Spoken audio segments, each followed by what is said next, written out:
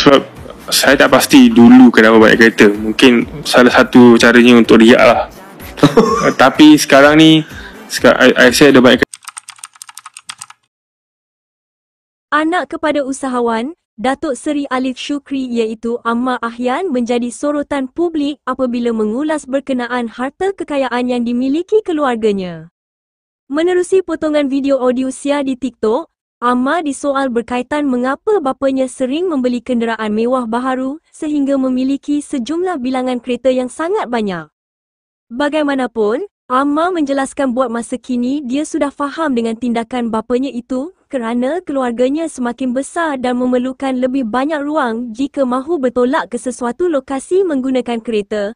Perkongsian itu menerima pelbagai reaksi balas warganet dan rata-rata terhibur mendengar jawapan daripada Ammar. Malah ada juga yang mendakwa anak usahawan itu terlalu jujur dalam menjawab pertanyaan yang diajukan dalam program audio Sia tersebut. Rumah first saya dulu kat Bukit Rahman Putra. Yang Encik Sajat duduk tu? Tak, saya duduk kat banglo.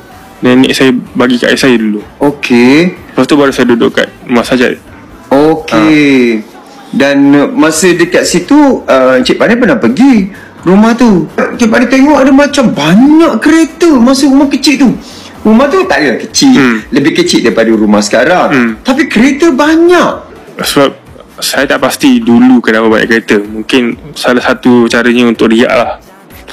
Tapi sekarang ni saya ada banyak kereta sebab sekarang keluarga saya besar.